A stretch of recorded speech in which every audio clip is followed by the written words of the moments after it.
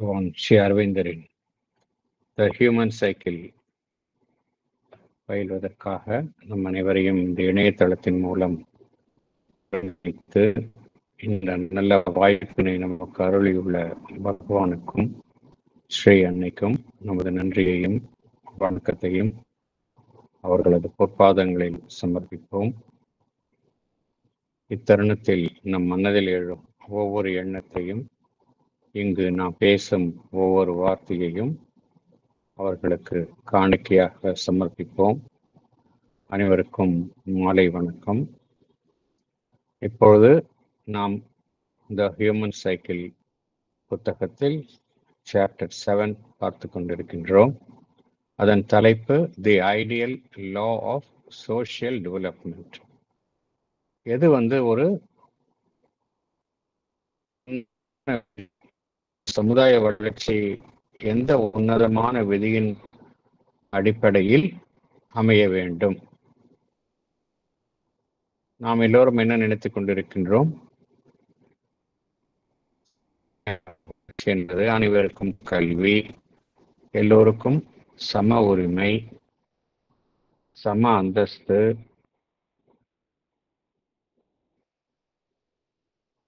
இவ்வாறெல்லாம் நினைத்துக் கொண்டிருக்கின்றோம். நிறைய அடிப்படை உரிமைகளை நம்முடைய கான்ஸ்டிடியூஷன், ஒவ்வொரு நாட்டிலுடைய கான்ஸ்டிடியூஷன், சட்ட அமைப்பு துறை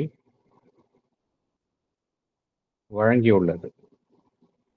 ஆனால் உண்மையிலேயே எந்த விதியின் அடிப்படையில் இந்த சமுதாய வளர்ச்சி அமைய வேண்டும் என்பது குறித்து தான் பகவான் விளக்குகின்றார். இதெல்லாம் நாமே வகுத்து கொண்ட புற விஷயங்களை சார்ந்த விதிகள், எல்லாம் வெளியில இருக்கிற விஷயம். ஆனால் இதை தாண்டி ஒரு உயர்வான விதியின் அடிப்படையில் தான் சமுதாய வளர்ச்சி என்பது அமைய வேண்டும் என்பதுதான் பகவான் விளக்குகின்றார். போன செஷன்ல என்ன பார்த்தோம் என்பதை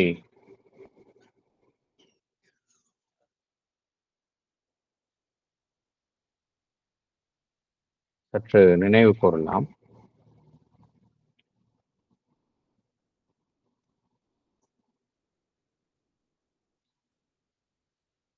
மனித இனம் என்பது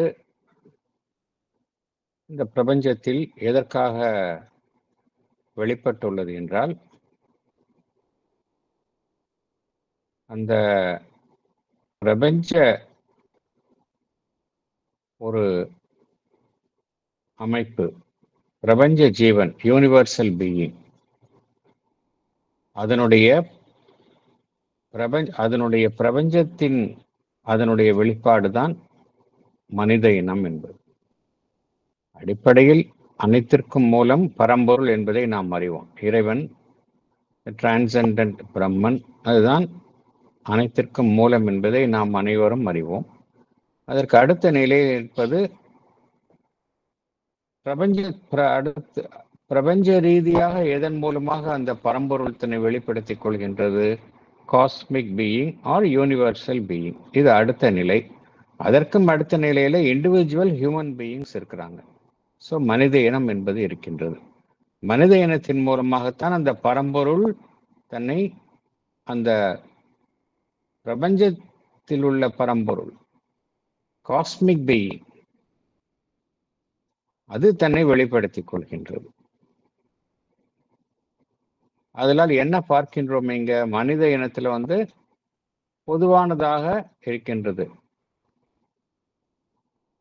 physical features, vital and emotional, mental, இதெல்லாம் பார்த்தோம் அப்படின்னா ஒருவருடைய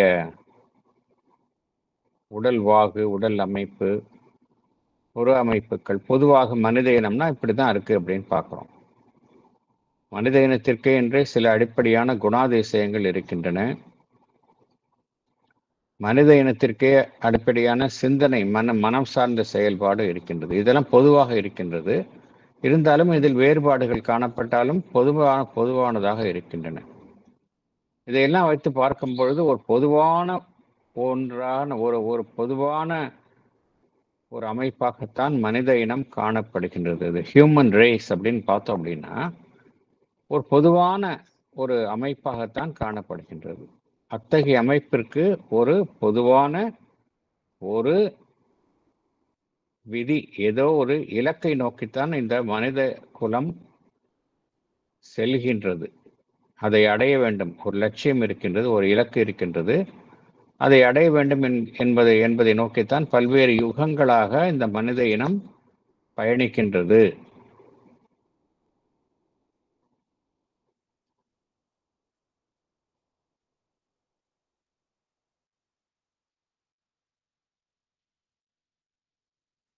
இந்த பயணத்துல என்ன நடைபெறுகின்றது என்றால், காலம் தொட்டு என்ன நடைபெறுகின்றது என்றால், காலம் செல்ல செல்ல ஏதோ ஒன்று புதியதாக சேர்க்கப்படுகின்றது. காலம் செல்ல செல்ல இந்த பரிணாம வளர்ச்சியில் மனித இனம் அல்லது நாடு என்பது எந்த ஒரு அடிப்படை செயல்பாட்டை செய்து கொண்டிருக்கின்றது என்றால், ஏதோ ஒன்றை புதியதாக இந்த ஒட்டுமொத்த மனித குலத்தில் சேர்க்க வேண்டும், புதிதாக ஒன்றை சேர்க்க வேண்டும், ஏதோ இழந்த ஒன்றை மீண்டும் பெற வேண்டும் என்கின்ற ரீதியில் தான் மனித குலம் செயல்பட்டிருக்கின்றது. அதாவது ஒட்டுமொத்த மனித குலமும் ஒருமையில் இருக்க வேண்டும் என்பதுதான் ஒரு அடிப்படை விதியாக இருக்கின்றது, அடிப்படை நோக்கமாக இருக்கின்றது. இவையெல்லாம் பொதுவான கருத்துக்களாக பகவான் குறிப்பிடுகின்றார். இதெல்லாம் மனித குலத்திற்கு என்ற பொதுவான ஒரு விதி இருக்கின்றது. பொதுவாக இருக்கின்றான் ஒவ்வொரு இண்டிவிஜுவலும் இந்த பொதுவான அமைப்பில் தான் இருக்கின்றோம். இதுல ஒவ்வொரு தனி மனிதனும் என்ன செய்கின்றான், அவனுடைய சுபாவத்திற்கு ஏற்ப அவன் வளர்கின்றான். அவன் வளர்வதன் மூலமாக எது மனித குலத்திற்கு எது ஒரு பொதுவான விதி என்று அமைந்துள்ளதோ அதை அவன் மூலமாக அவன் நிறைவேற்றுகின்றான். அப்பொழுதுதான் இந்த மனித குலம் அந்த பொதுவான விதி இலக்கை அடைய முடியும். ஒரு பொதுவான விதி என்னவென்றால், எல்லோருமே இந்த மனித இனம் அடுத்த கட்டத்தை நோக்கி செல்ல வேண்டும் என்பதுதான் பொதுவான விதி. மனித குலம் தன்னுள் மறைந்துள்ள அந்த இறைமையை உணர்ந்து அதை அடைய வேண்டும், அதை வாழ்வினில் வெளிப்படுத்த வேண்டும் என்பதுதான் பொதுவான விதி.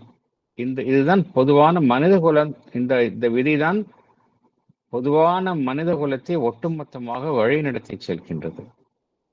ஆனால் மனித குலம் என்றால் ஒரு தனி அமைப்பு கிடையாது. தனி மனிதர்கள் தான் அந்த மனித குலம் என்பதை உருவாக்குகின்றார்கள். ஆகையினால ஒவ்வொரு மனிதனும் இந்த ரீதியில் தான் செயல்பட வேண்டும். அப்பொழுதுதான் அவன் சார்ந்துள்ள மனித குலம் அந்த லட்சியத்தை அடையும்.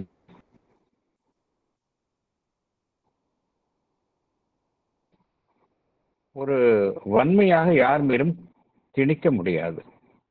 ஒட்டுமொத்தமாக மனித சமுதாயம் என்கின்ற அமைப்பின் மீது இந்த விதியை பொதுவாக எவர் மீதும் திணிக்க முடியாது, வலுக்கட்டாயமாக்க முடியாது.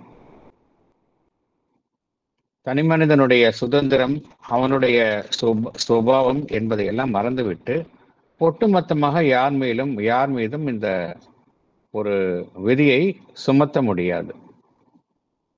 அவ்வாறு செய்யும் பொழுது இதில் என்ன முக்கியமான ஒரு உண்மையை ஏற்றுக்கொள்ள வேண்டும் என்றால், ஒவ்வொரு தனி மனிதனுள்ளும் அந்த இறைமை இருக்கின்றது.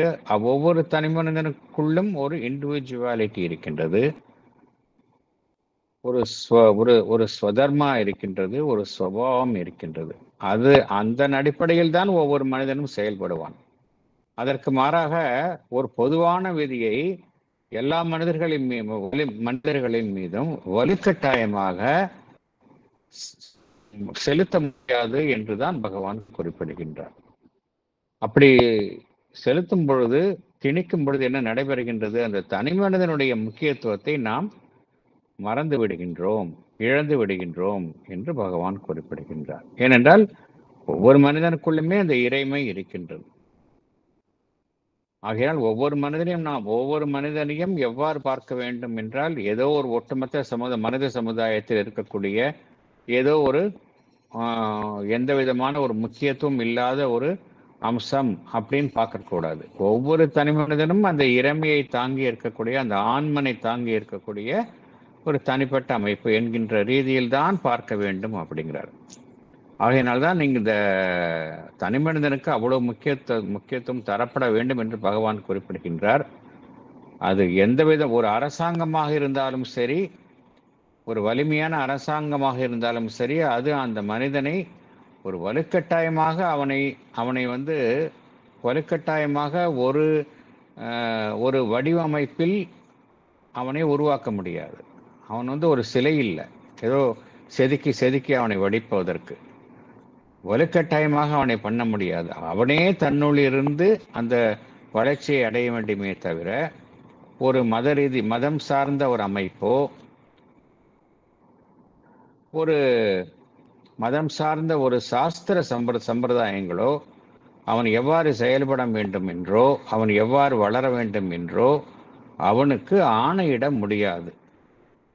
அவ்வாறு ஆணையிட்டால் என்ன ஆகும் என்றால், அவன் ஒரு எல்லைக்குள் செயல்படும் ஒரு இயந்திரமாகி விடுவான். அவனால் மேற்கொண்டு வளர முடியாது என்று பகவான் குறிப்பிடுகின்றார். இதெல்லாம் அவனுடைய இண்டிவிஜுவாலிட்டி.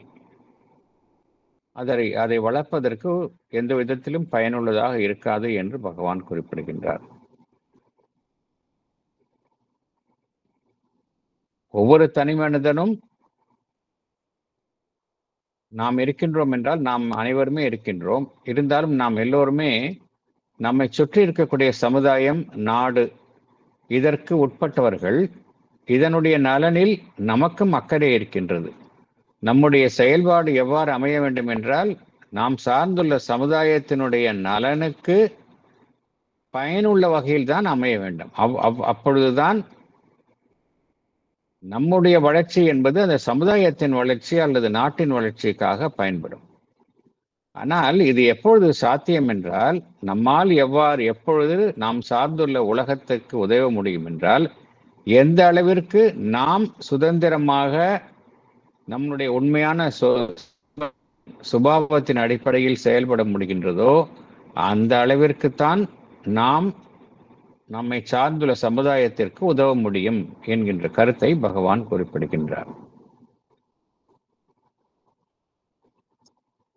ஒரு மனிதனுக்கு லட்சியங்கள் இருக்கலாம், சில விதிகள் கட்டுப்பாடுகள் இருக்கலாம், சில கட்டமைப்புகள் இருக்கலாம். இதெல்லாம் ஒரு மனிதன் சரியான முறையில் உபயோகப்படுத்த வேண்டும், சரியான நோக்கத்திற்காக உபயோகப்படுத்த வேண்டும்.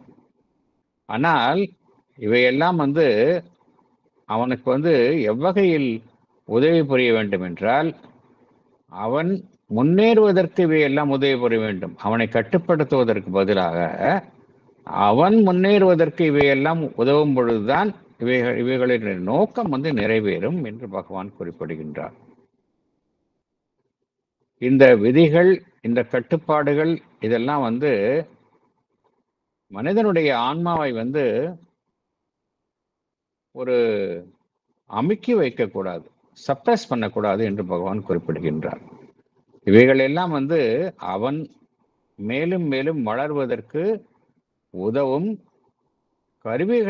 கருவிகளாகவும் சேவகர்களாகவும் தான் இருக்க வேண்டுமே ஒழிய, அவனுடைய ஆன்மாவை கட்டுப்படுத்தும் ஒரு அமைப்பாகவோ ஒரு விதிகளாகவோ இருக்கக்கூடாது என்று பகவான் குறிப்பிடுகின்றார். மேலும் ஒரு தனி மனிதன் என்ன செய்ய வேண்டும்?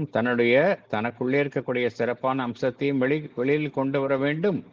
அது மாத்திரமல்ல, அவன் சார்ந்திருக்கும் மற்ற மனிதர்கள், அவர்களுடைய மனங்கள், அவர்களுடைய வாழ்வு, அதிலிருந்து மிகச் சிறப்பானவற்றையெல்லாம் எடுத்துக்கொண்டு தான் வளர வேண்டும். வெறும் அவனுடைய மனம் என்கின்ற ஒரு குறுகிய எல்லைக்குள் செயல்படாமல், அவனை சார்ந்துள்ள சமுதாயம், மற்ற மனிதர்கள், அவர்களிடம் உள்ள சிறப்பான அம்சங்களை எல்லாம் எடுத்துக்கொண்டு தான் வளர வேண்டும் என்று குறிப்பிடுகின்றார்.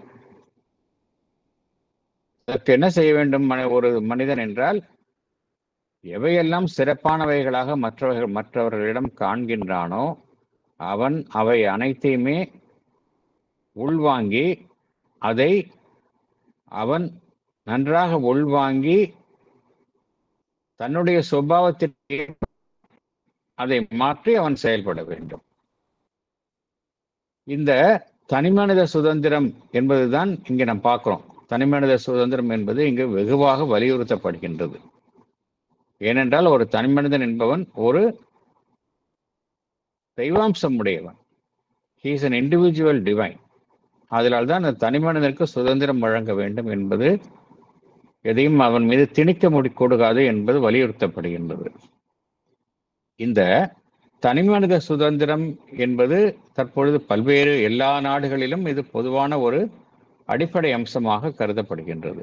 இந்த தனிமனித சுதந்திரம் என்பது வெறும் அவனுடைய ஈகோ, தன்னுணர்வை திருப்திப்படுத்துவதற்காக ஏற்படுத்தப்பட்டுள்ள ஒன்று இல்லை. அது என்னவென்றால், ஏன் ஒவ்வொரு தனிமனிதனும் சுதந்திரம் என்பதை விரும்புகின்றான்? நாம் எல்லோருமே நாம் சுதந்திரமாக இருக்க வேண்டும் என்பதை ஒவ்வொரு தனிமனிதனும், ஒரு பிறந்த குழந்தையாக இருக்கட்டும், அதுக்கு ஒரு ஃப்ரீடம் தேவைப்படுகின்றது. எந்த உந்துதலில் இந்த ஃப்ரீடம், இந்த சுதந்திரம் என்பது ஒரு தனிமனிதன் எந்த உந்துதலின் அடிப்படையில் அவன் இதை கோருகின்றான் என்றால், ஒவ்வொரு தனிமனிதனுக்குள்ளும் அந்த இறை உள்ளுணர்வு இருக்கின்றது. டிவைன் இன்ஸ்டிங்க்ட் அது இருக்கின்றது. அதுதான் தன்னை வெளிப்படுத்திக் கொள்ளும் பொழுது தனிமனித சுதந்திரம் என்கின்ற பெயரில் அது தன்னை வெளிப்படுத்திக் கொள்வது. அதுதான் ஒரு அடிப்படை ஒரு அம்சமாக, விதியாக அவனுள் செயல்படுகின்றது. ஸோ இந்த பேராகிராஃப் 6, 7, 8 எல்லாமே தனிமனிதன் எவ்வளவு முக்கியம், அவனுடைய சுதந்திரம் எவ்வளவு முக்கியம், எந்த அளவிற்கு அவன் சார்ந்துள்ள சமுதாயத்திற்கு அவன் உதவ முடியும். ஏனென்றால் சமுதாயம் என்பது எந்த விதியின் அடிப்படையில் அமைய வேண்டும் என்பதை குறித்து பார்க்கும் பொழுது, எந்த விதியின்படி அமைய வேண்டுமோ ஒரு சிறப்பான விதியின் பெயரில் அடைய வேண்டும் என்றால் அதற்கு தனிமனிதனும் அதை ஒட்டி வளர்ந்தால்தான் சமுதாயமும் வளரும். அப்படி என்றால் தனிமனிதனும் எந்த விதியின் அடிப்படையில் செயல்பட வேண்டும் என்றால் அவனுக்கு உள்ள இருக்கக்கூடிய அந்த ஆன்மன் அதனுடைய வழிகாட்டுதலின் பெயரில் செயல்படும் பொழுதுதான் அவன் சார்ந்துள்ள சமுதாயமும் அந்த ஒரு இறையம்சத்தினுடைய அடிப்படையில் அமைக்கப்பட்ட நோக்கத்தில் தான் அனைத்துமே இந்த சமுதாயமும் செயல்படும். அந்த கருத்து தான் இங்கே பகவான் குறிப்பிடுகின்றார். பேராகிராஃப் 9, 10 அது போறோம். 9க்கு போகலாம். The Human Cycle, Chapter 7, The Ideal Law of Social Development. Paragraph 9. Individual man belongs not only to humanity in general, his nature is not only a variation of human nature in general, but he belongs also to his race type, his class type, his mental, vital, physical, spiritual type, in which he resembles some, differs from others. According to these affinities, he tends to group himself in churches, sects, communities, classes, coteries, associations, whose life he helps, and by them he enriches the life of the large economic, social, and political group or society to which he belongs. In modern times, this society is the nation. By his enrichment of the national life, though not in that way only, he helps the total life of humanity. But it must be noted that he is not limited and cannot be limited by any of these groupings. He is not merely the noble, merchant, warrior, priest, scholar, artist, cultivator, or artisan, not merely the religionist or the worldling or the politician. Nor can he be limited by his nationality. He is not merely the Englishman or the Frenchman, the Japanese or the Indian. If by a part of himself he belongs to the nation, by another he exceeds it and belongs to humanity. Thank you. Can I read, sir? Yes, please. Salient points. Individual man belongs not only to humanity in general, but he belongs also to this or to his race type, class type, his mental, vital, physical, spiritual life. According to these affinities, he tends to group himself in sects and communities for mutual enrichment. By his enrichment of the national life, he helps the total life of humanity. Yet, he is not limited and cannot be limited by any of these groupings, nor can he be limited by his nationality. Thank you, sir. Thank you.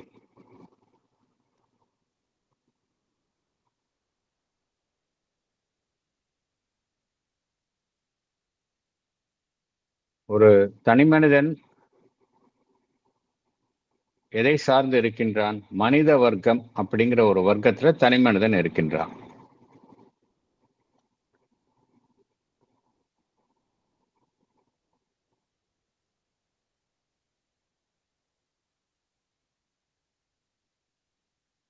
ஆனால் ஒவ்வொரு தனி மனிதனுக்கும் அவனுடைய தனி இயல்பு இருக்கு இல்லையா?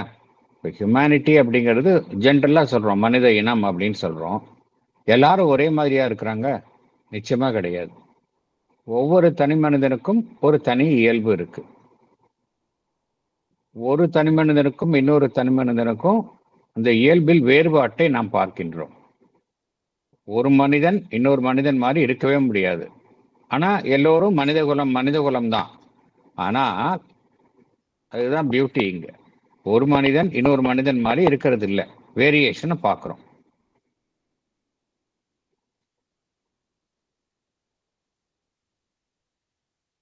இந்த வேரியேஷன் பார்த்தோம் அப்படின்னா,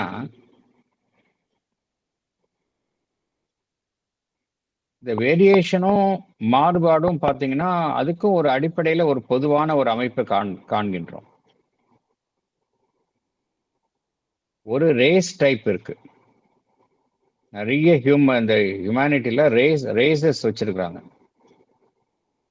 ஆங்கிலோ சாக்சன் ரேஸ் அப்படிங்கிறாங்க, ஆரியன் ரேஸ் அப்படிங்கிறாங்க,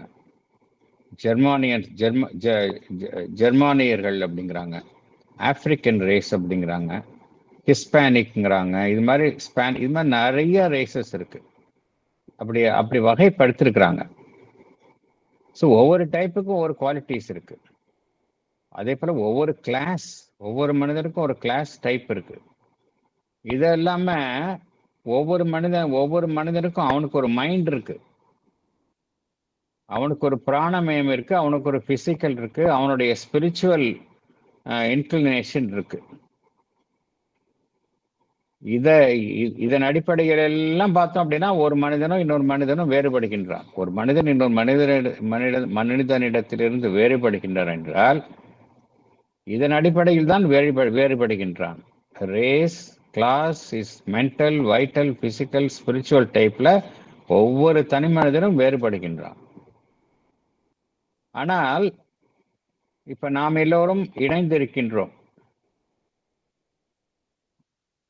ஏதோ ஒரு பொதுவான நோக்கத்திற்காக நாம் அனைவருமே இணைந்து இருக்கின்றோம். எதனால் இணைந்திருக்கின்றோம்? ஏதோ ஒரு உயர்வான விஷயம் பகவான் ஸ்ரீ அரவிந்தர் இந்த புத்தகத்தில் எழுதியுள்ளார், அதை நாம் அறிய வேண்டும் என்கின்ற ஒரு பொதுவான ஒரு நோக்கம் இருக்கின்றது. அந்த பொதுவான நோக்கத்தின் அடிப்படையில் நமக்குள் ஒரு ஒற்றுமை இருக்கின்றது இல்லையா? அந்த பொதுவான நோக்கத்தின் அடிப்படையில் நம் அனைவருக்குள்ளும் ஒரு ஒற்றுமை இருக்கின்றது. இந்த ஒற்றுமையின் அடிப்படையில் நாம் என்ன செய்கின்றோம்? ஒரு குழுவை அமைத்துக் கொள்கின்றோம். இந்த நூல் பயிலும் குழு, வேறொரு நூல் பயிலும் குழு, இப்படியெல்லாம் குழுவை அமைத்துக் கொள்கின்றோம். ஆகையினால் மனிதர்களுக்கு இடையே காணப்படும் பொதுவான நோக்கங்களின் அடிப்படையில் ஏற்படும் ஒரு ஒற்றுமை, ஒரு நெருக்கம். இதன் அடிப்படையில் அவன் என்ன செய்கின்றான்? குழுக்களை அமைத்துக் கொள்கின்றான். அவன் சார்ந்துள்ள அந்த சர்ச் இல்ல அவன் சார்ந்துள்ள ஒரு செக்ட்,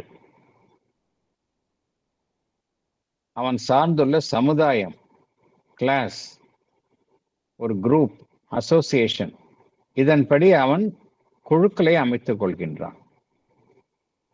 இதன்படி என்ன செய்கின்றான்? அவன் அந்த குழுவிற்கு அவன் உதவி செய்கின்றான். அதே போல அந்த குழுவினால் அவனும் பயன் பெறுகின்றான்.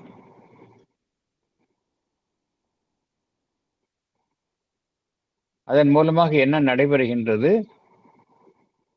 அந்த ஒட்டுமொத்த குழுவிற்கும் பொருளாதார ரீதியாகவும் சரி, சமுதாய ரீதியாகவும் சரி, அரசியல் ரீதியாகவும் சரி,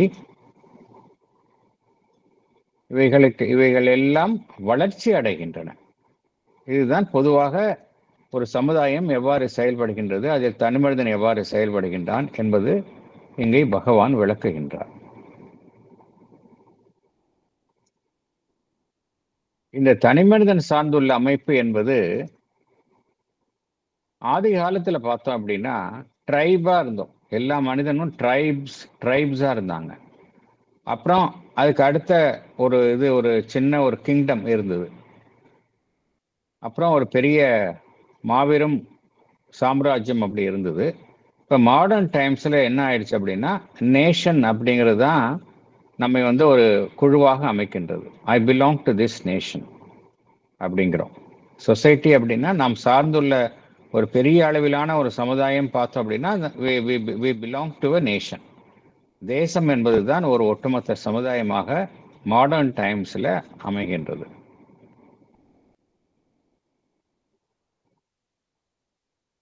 ஒரு தனிமனிதன் தான் வளர்வதன் மூலமாக இந்த தேசத்தினுடைய வாழ்வில், பொதுவான வாழ்வில் தான் வளர்வது மூலமாக ஒட்டுமொத்த அந்த சமுதாயத்தினுடைய வளர்ச்சிக்கும் அவன் உதவி புரிகின்றான். இருந்தாலும் என்ன நாம் அறிந்து கொள்ள வேண்டும் என்றால், நாமும் வளர்கின்றோம், அதே சமயம் நம்மாலும் நாம் சார்ந்துள்ள அந்த அமைப்பு, தேசமாக இருக்கலாம், ஒரு சமுதாயமாக இருக்கலாம், வளர்ச்சி அடைகின்றது. ஆனால் நாம் எல்லோருமே ஒவ்வொருவருமே இந்த நாம் சார்ந்துள்ள அமைப்பினால் கட்டுப்படுகின்றோமா? அது நம்மை கட்டுப்படுத்துகின்றதா? அது நம்மை ஒரு எல்லைக்குள் வைத்து அதை தாண்டி போக விடாமல் செய்கின்றதா என்றால் அவ்வாறு இல்லை.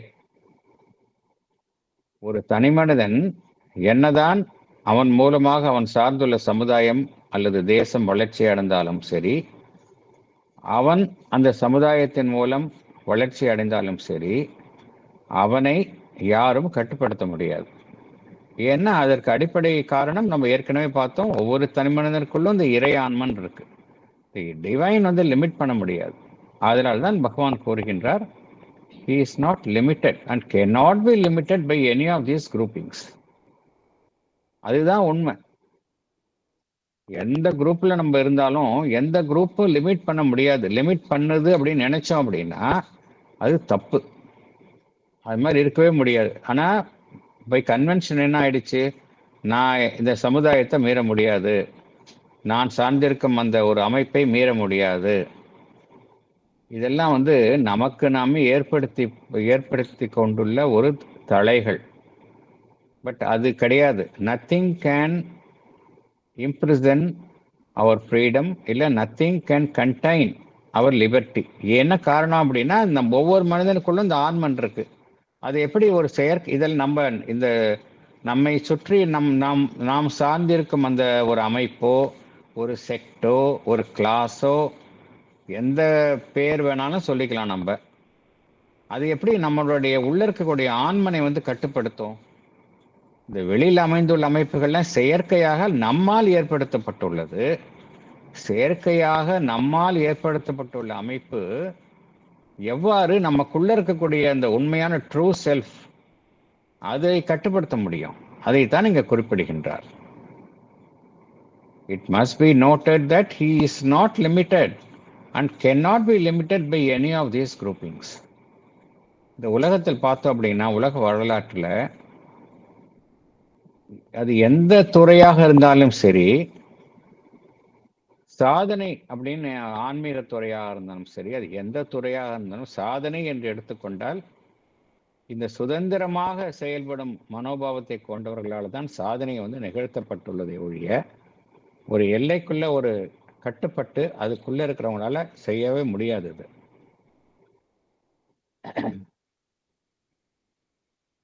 ஒரு தனிமனிதன் என்பவன் ஒரு வெறும் ஒரு உன்னதமான மனிதன் மாத்திரமல்ல, வெறும் வியாபாரி மாத்திரமல்ல, ஒரு போர் வீரன் மாத்திரமல்ல, ஒரு பிரீஸ்ட், ஒரு மத போதகர் மாத்திரமல்ல, ஒரு ஸ்காலர், ஒரு கற்றறிந்த அறிவாளன் மாத்திரமல்ல, ஆர்டிஸ்ட் மாத்திரமல்ல, கல்டிவேட்டர் ஆர் ஆர்டிசன் இவர்கள் மாத்திரமல்ல, இவர்களை எல்லாம் தாண்டியவன். என்ன பகவான் இங்க சொல்ல வர்றாருன்னா, நம்ம என்னதான் ஒரு வார்ப்புல நாம் சொல்லி கூறிக்கொண்டாலும் அதையும் தாண்டி இருப்பவர்கள் தான் நம்முடைய புற அடையாளங்கள் எதுவுமே நம்மளுடைய உண்மையான ரியல் செல்ஃபை கட்டுப்படுத்தாது அப்படிங்கிறாரு. புற அடையாளங்கள் ஒரு கன்வீனியன்ஸ்க்காக வச்சிருக்கிறேன் ஒழிய that cannot really limit our true self அப்படிங்கிறார். Because you are the divine in you, you have the divine in you, you are the real, your real selfல நமக்குள்ள இந்த டிவினிட்டி இருக்குது. ஒரு தேசத்தை நாம் சேர்ந்தவர்களாக இருக்கலாம், அது வசதிக்காக நமக்கு ஒரு அடையாளம் சுட்டி கொண்டோம், நான் இந்த தேசத்தை சேர்ந்தவன், I am an Englishman, I am a Frenchman, I am a Japanese, Indian அப்படின்னு சொல்லிக்கலாம். பட் அது நம்ம கட்டுப்படுத்த முடியுமா? அதையும் தாண்டி தான் நம்ம செய்கிறோம். ஒரு உண்மையை கண்டறிய வேண்டும் என்றால் இந்த தேசம் அப்படிங்கிற எல்லையை கடந்து தானே அந்த உண்மையை கண்டறிய வேண்டும் என்று நம்ம அறிகின்றோம். எவ்வளவோ ஃபாரினர்ஸ் நம்ம பகவானையும் ஸ்ரீ அன்னையையும் தேடி வந்துள்ளார்கள். எப்படி அந்த தேசம் என்கின்ற எல்லையை தாண்டித்தானே வந்துள்ளார்கள் எவ்வளவோ பேர். அதே போல என்னதான் நாம் ஒரு தேசம் என்பதற்கு சொந்தமாக நம்முடைய ஒரு பகுதி ஒரு தேசத்திற்கு சொந்தமாக இருந்தாலும் நம்முடைய மற்ற பகுதி அதையும் கடந்து இருப்பதாகத்தான் இருக்கின்றது. அது ஒட்டுமொத்த மனித குலத்திற்கும் பொதுவானதாகத்தான் இருக்கின்றதை ஒழிய ஒரு தேசம் என்பது ஒரு மனிதனை கட்டுப்படுத்தாது. ஒரு தேசமோ ஒரு அமைப்போ ஒரு மனிதனை என்ன சொல்ல வர்றாருன்னு அப்படின்னா, இந்த அமைப்பு எப்படி வேணாலும் பேர் சொல்லிக்கலாம். அந்த எந்த அமைப்பும் ஒரு தனி மனிதனை கட்டுப்படுத்தாது. அதுதான் புரிஞ்சுக்கணும் நம்ம. எந்த அமைப்பும், எவ்வளவோ அமைப்பு இருக்கு இல்லையா? இப்ப மத ரீதியான அமைப்புகள், ஜாதி ரீதியான அமைப்புகள், தேசத்தின் அடிப்படையில் ஏற்பட்டுள்ள அமைப்புகள், இது எதுவுமே அந்த இண்டிவிஜுவல் சோலை லிமிட் பண்ண முடியாது அப்படிங்கிறாரு. அதனால அதுதான் இந்த கிரக்ஸ் ஆஃப் இந்த பேராகிராஃப், இந்த போர்ஷனுடைய கிரக்ஸ் அதுதான். அடுத்தது போகலாம். And even there is a part of him, the greatest, which is not limited by humanity. He belongs by it to God and to the world of all beings and to the Godheads of the future. He has indeed the tendency of self-limitation and subjection to his environment and group, but he has also the equally necessary tendency of expansion and transcendence of environment and groupings. The individual animal is dominated entirely by his type, subordinated to his group when he does group himself. Individual man has already begun to share something of the infinity, complexity, free variation of the self we see manifested in the world. Or at least he has it in possibility even if there be as yet no sign of it in his organized surface nature. There is here no principle of a mere shapeless fluidity. It is a tendency to enrich himself with the largest possible material, constantly brought in, constantly assimilated, and changed by the law of his individual nature into stuff of his growth and divine expansion. Thank you. Explanation. Sir. Yes, sir. Salient points. There is a part of him, the greatest, which is not limited by humanity. He belongs by it to God. He has the tendency of self-limitation and subjection to his environment and group. And yet, he also has the equal tendency of expansion and transcendence of environment and groupings. Individual man has already begun to share something of the infinity, complexity, free variation of the self we see manifested in the world, or at least he has it in possibility, though not visible in his surface nature. The individual enriches himself the largest possible material, constantly brought in and assimilated and changed by the law of individual nature into the material of his growth and expansion. Thank you, sir. Thank you, sir. Thank you. ஒரு தனிமனிதன் வந்து ஒரு நாட்டினை சேர்ந்தவனாக இருக்கலாம். ஆனால் ஒவ்வொரு தனிமனிதனுள்ளும் ஏதோ ஒரு பகுதி இருக்கின்றது, மாபெரும் பகுதி அப்படிங்கிறார், த கிரேட்டஸ்ட் அப்படிங்கிறார். அது மனித குலத்தையும் கடந்ததாக இருக்கின்றது. எது மனித குலத்தை கடந்ததாக இருக்க முடியும்? இறை சக்தி தான். அதுதான் நமக்குள்ள இருக்கக்கூடிய ஆன்மன். அதுதான் சொல்றார் பகவான். ஈவன் நம்ம இந்த ஒரு அடிப்படை உண்மையை நாம் புரிந்து கொள்ளணும். நாம் எல்லோரும் என்ன நினைக்கின்றோம்? நாம் எல்லாம் கட்டுப்பட்டவர்கள், ஏதோ ஒன்று நம்மை கட்டுப்படுத்துகின்றது அப்படின்னு நினைக்கிறோம். ஏதோ ஒரு அடையாளம் நமக்கு இருக்கு. அந்த அடையாளம் வந்து நாம் சார்ந்திருக்கும் சமுதாயம், வர்க்கம், நேஷன், மதம், இதெல்லாம் நம்ம வந்து ஒரு அடையாளம் இருக்கின்றது. ஆனால் நாம இதையெல்லாம் தாண்டியவர்கள் என்பதை உண்மையை உணர்ந்து கொள்ளணும். ஒருபுறம் நாம் ஒரு தேசமோ ஒரு அமைப்பிற்கு சொந்தமானவர்களாக இருந்தாலும் கூட நம்முடைய மாபெரும் பகுதி வந்து பார்த்தோம் அப்படின்னா which is not limited by humanity. அது எது? அது இறைவனுக்கு சொந்தமானது, நம்முள்ளேயே இருக்கின்றது. இறைவனுக்கு சொந்தமான அதுதான் நம்மை இறைவனுக்கு சொந்தமாக்குகின்றது அப்படிங்கிறார். He belongs by it to God. அது எது அப்படின்னா நமக்குள்ள இருக்கக்கூடிய ஆன்மன். And to the world of all beings and to the goddess of the future. நமக்கு மாத்திரம் இல்லை, நம்ம அது எப்படி நமக்குள்ள இருக்கிற ஆன்மன் வந்து எப்படி இணைக்கின்றது நம்மை இந்த எல்லா அனைத்தையும் தாண்டி உள்ள அந்த பரம்பொருள் அதனுடன் நம்ம இணைக்கின்றது. அது மாத்திரமல்ல, இந்த உலகத்தில் உள்ள அனைத்து ஆன்மாக்கள் அதனுடனும் இணைக்கின்றது.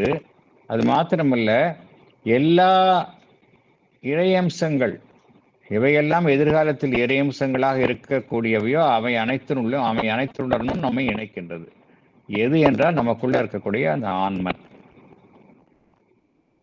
இருந்தாலும் ஒரு தனிமனிதன் என்ன செய்கின்றோம்? தனிமனிதனாக செயல்படும் பொழுது நாம் சார்ந்துள்ள அமைப்பிற்கு ஓரளவு கட்டுப்பட்டு தான் செயல்பட வேண்டியிருக்கின்றது. ஒரு செல்ஃப் லிமிட்டேஷன் நமக்கு நாமே உருவாக்கி கொள்கின்றோம். ஒரு சுய கட்டுப்பாட்டை நாம் ஏற்படுத்திக் கொள்கின்றோம்.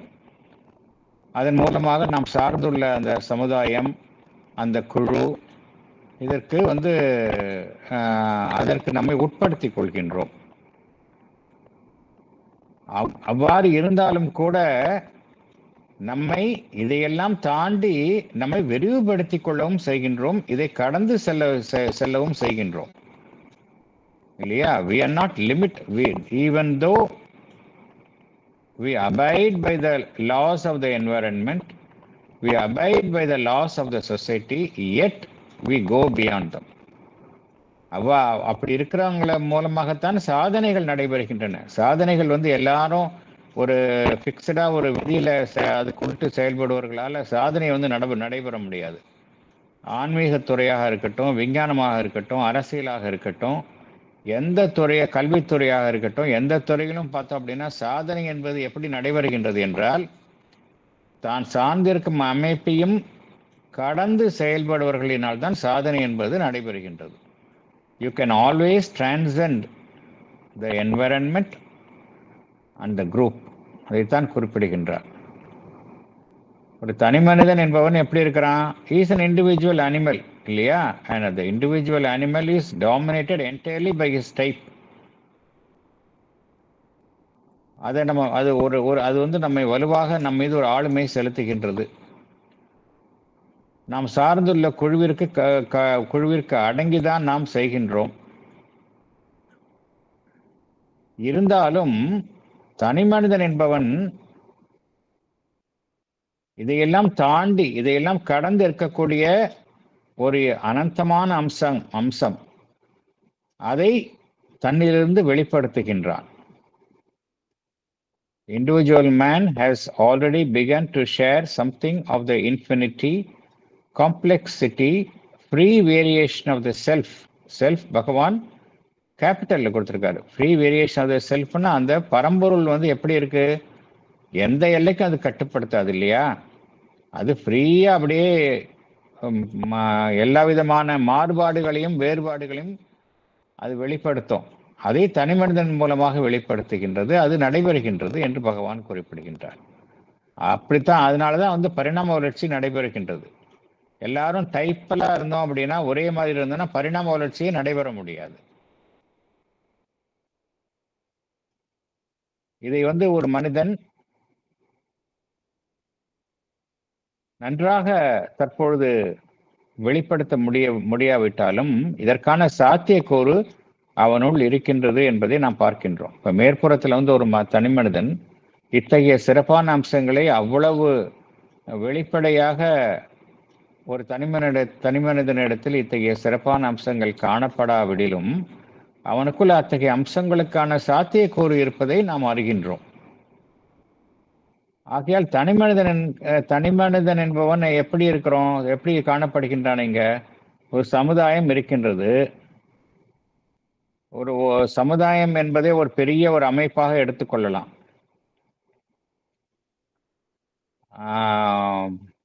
உதாரணத்திற்கு ஒரு களிமண்ணனுடைய ஒரு ஒட்டுமொத்த தொகுப்பாக சமுதாயம் என்பதை எடுத்துக்கொள்ளலாம். அந்த களிமண்ணை பார்த்தோம் அப்படின்னா எப்படி வேணாலும் நம்ம வந்து ஷேப் பண்ணலாம், வடிவமைக்கலாம். அதுக்குள்ள இருக்கக்கூடிய ஒவ்வொரு அமைப்பும் பார்த்தோம் அப்படின்னா அந்த வடிவத்திற்கு ஏற்ப தன்னை அதற்கு இளகியவாறு இணக்கமாறு வைத்துக் கொள்ளும். அப்படின்னா என்ன அர்த்தம்? அங்க இருக்கக்கூடிய ஒவ்வொரு தனிப்பட்ட அமைப்பிற்கும் தனியாக அதற்கென்றே ஒரு பிரத்யேகமான விசேஷமான ஒரு அமைப்பு கிடையாது. எப்படி அது ஒட்டுமொத்த அமைப்பு வந்து அமைகின்றதோ அதுக்கு தகுந்தவாறு தான் அமைத்து கொள்ளும். ஆனால் தனி மனிதனுடைய இருப்பு அவ்வாறு இல்லை அப்படிங்கிறார். நம்ம அப்படிதான் இருக்கிறோமா? இப்ப சமுதாயம் இருக்கின்றது. ஒட்டுமொத்த சமுதாயமும் ஒரு வார்ப்பில் அமைந்துள்ளது என்றால் நம்ம ஒவ்வொரு தனி மனிதனும் அந்த வார்ப்பில் எந்த விதமான ஒரு இளகிய தன்மை இல்லாமல் ஒரு இறுகிய அமைப்பில் தான் அமைந்துள்ளோமா என்றால் இல்லை. நம்ம பார்த்தோம் அப்படின்னா ஒவ்வொரு தனி மனிதனையும் எடுத்துக்கொண்டால் நமக்குள்ளே ஒரு இண்டிவிஜுவாலிட்டி இருக்கு. அது மலர்வதை நம்ம நன்றாக பார்க்கின்றோம். ஒவ்வொரு குழந்தைகிட்டையும் ஒரு இண்டிவிஜுவாலிட்டி மலர்கின்றது. அதனால்தான் பகவான் இங்கே என்ன குறிப்பிடுகின்றார்? there is here no principle of a mere shapeless fluidity அப்படிங்கிறாரு. ஒரு பெரிய ஒரு தண்ணி இருக்குது. தண்ணிக்குன்னு ஏதாவது ஷேப் இருக்கா? கிடையாது. எந்த பாத்திரத்தில் வைக்கிறோமோ அந்த பாத்திரத்தோடைய ஷேப் அது வந்து வடிவத்தை அது எடுத்துக்கும். அப்படித்தான் இருக்கின்றானா தனி மனிதன்? இல்லை. ஒவ்வொரு தனி மனிதனுக்கும் ஒரு சுபாவம் இருக்கின்றது. அது எது அதை அமைக்கின்றது என்றால் அவனுக்குள்ள இருக்கக்கூடிய அந்த இறை அம்சம், அந்த டிவினிட்டி, அந்த ஆன்மன். அதைத்தான் பகவான் இங்கே குறிப்பிடுகின்றார். there is here no principle of a mere shapeless fluidity அப்படிங்கிறார். என்ன நடைபெறுகின்றது? நோ டவுட் நம்ம ஒவ்வொருவருமே நாம் இருக்கக்கூடிய சமுதாயத்திற்கு கட்டுப்பட்டு இருக்கின்றோம். அதனுடைய பாதிப்பு நம்முள் நடைபெறுகின்றது. ஆனால் என்ன நடைபெறுகின்றது என்றால், நாம் மேலும் மேலும் வளர்கின்றோம். we enrich ourselves. நிறைய விஷயங்கள் நமக்கு இப்போ நம்மளே எடுத்துக்கலாம். நம்ம எவ்வளோ விஷயங்களை படிக்கின்றோம், மேலும் மேலும் அறிந்து கொள்கின்றோம். we enrich ourselves. அதுதான் சொல்றார். it is a tendency to enrich himself with the largest possible material constantly brought in. ஒரு தனி மனிதன் இருக்கிறான் அப்படின்னா அவனுக்குள்ள நிறைய ஒவ்வொரு கணமும் பார்த்தீங்கன்னா நிறைய விஷயங்கள் அவனுக்குள்ள வந்து சேர்ந்துக்கிட்டே இருக்கு. அதன் மூலமாக அவன் பயனடைகின்றான், வளர்கின்றான். அவன் அதை உள்வாங்கிக் கொள்கின்றான், ஜீரணிக்கின்றான், அதை அசிமுலேட் பண்ணிக்கிறான். தொடர்ச்சியாக இந்த ப்ராசஸ் நடந்து கொண்டே இருக்கின்றது. எல்லாத்தையும் உள்ள வாங்கிட்டு என்ன பண்றான், அவனுக்கென்றே அமைந்துள்ள பிரத்யேகமான விதி, அதுதான் ஸ்வதர்மா அண்ட் ஸ்வபாவா. இது ரெண்டு தான் முக்கியமான விஷயம். ஒவ்வொரு தனிமனிதனும் அவனுக்கென்றே அமைந்துள்ள பிரத்யேகமான சுபாவத்தின் பெயர்ல இது எல்லா விஷயத்தையும் அவனுக்கு தகுந்த மாதிரி மாத்திக்கிறான். and changed by the law of his individual nature into the stuff of his growth and divine expansion. எல்லாத்தையும் உள்ள வாங்கிக்கிறான். நிறைய விஷயம் உள்ள வாங்கிக்கிறோம். இப்போ நம்மளே பார்க்கணும், நிறைய விஷயம் படிக்கிறோம், கேட்குறோம். ஒவ்வொருத்தரும் பார்த்தோம் அப்படின்னா நம்மளுக்கு இன்புட்ஸ் வந்துக்கிட்டே இருக்கு. ஆனால் எல்லாரும் ஒரே மாதிரி தான் இந்த விஷயத்தை உள்ள வாங்கி ஒரே மாதிரி நம்ம அதை வெளியில் கொண்டு வரோமா? இல்லை, கிடையாது. ஒவ்வொருத்தரும் ஒவ்வொரு மாதிரி வாங்கிக்கிறோம். நமக்கு தகுந்த மாதிரி, ஒவ்வொருத்தருடைய கெப்பாசிட்டி தகுந்த மாதிரி அதை உள்ள ஜீரணித்து நம்ம வளர்கின்றோம். இப்படித்தான் நடைபெறுகின்றது அப்படிங்கிறார். அந்த அளவுக்கு தனிமனிதன் என்பவனுடைய செயல்பாடு சிறப்பு வாய்ந்ததாக இருக்கின்றது. அதுதான் முக்கியம். அதுதான் இங்கே பகவான் ஹைலைட் பண்றார். தனிமனிதன் என்பவன் ஏதோ ஒரு ஒட்டுமொத்த குழுவில் இருக்கிற ஒரு மியர் அங்கம் கிடையாது. அவனுக்கு அவ்வளோ முக்கியத்துவம் இருக்கின்றது அப்படிங்கிறார். என்ன காரணம்னா, he has a divinity in himself. எல்லாம் உள்ள வருது. உள்ள என்ன செய்யறாம, அவனுடைய சுபாவத்திற்கு இயல்புக்கு ஏற்றவாறு அவன் மாற்றி அமைத்துக் கொள்கின்றான். அவனுடைய வளர்ச்சிக்கும் அவனுடைய விரிவாக்கத்திற்கும் ஏற்றவாறு மாற்றி அமைத்துக் கொள்கின்றான் அப்படிங்கிறார். அடுத்தது போகலாம். Paragraph 10. Thus, the community stands as a midterm and intermediary value between the individual and humanity, and it exists not merely for itself, but for the one and the other, and to help them to fulfill each other. The individual has to live in humanity as well as humanity in the individual. But mankind is or has been too large an aggregate to make this mutuality a thing intimate and powerfully felt in the ordinary mind of the race. And even if humanity becomes a manageable unit of life, intermediate groups and aggregates must still exist for the purpose of mass differentiation and the concentration and combination of varying tendencies in the total human aggregate. Therefore, the community has to stand for a time to the individual for humanity, even at the cost of standing between him and it and limiting the reach of his universality and the wideness of his sympathies.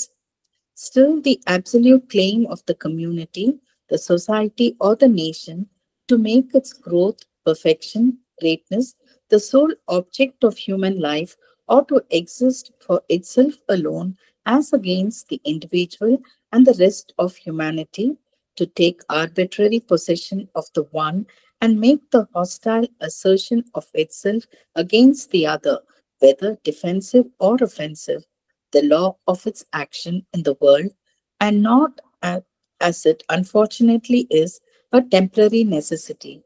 This attitude of societies, races, religions, communities, nations, empires is evidently an aberration of the human reason, quite as much as the claim of the individual to live for himself egoistically is an aberration and the deformation of a truth. Thank you.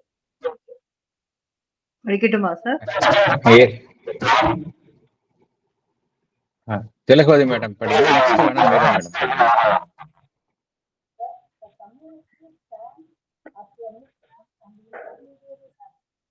between the individual and the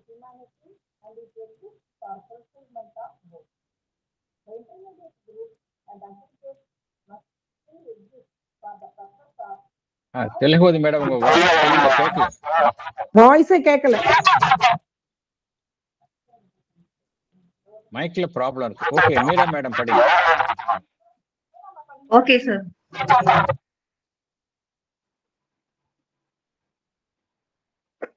Salient points.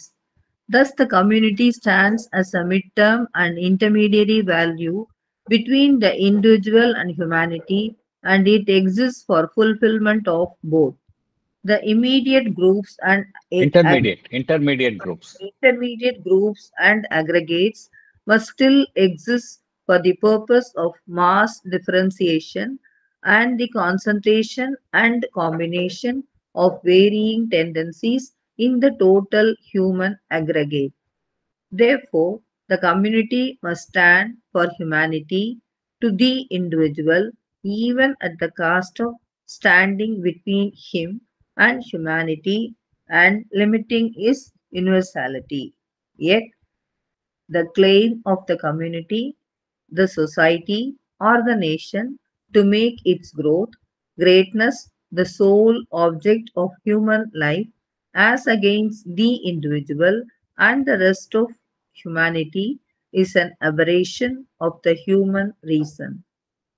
It is as much as the claim of the individual to live for himself egoistically, which is an aberration and the defamation of a truth.